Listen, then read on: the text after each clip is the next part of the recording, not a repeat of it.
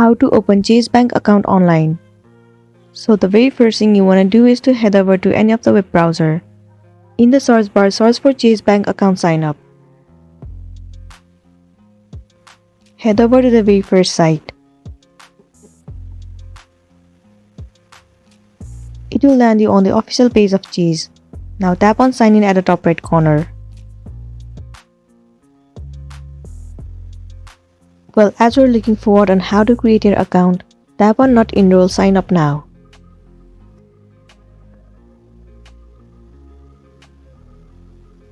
It will land you on this interface.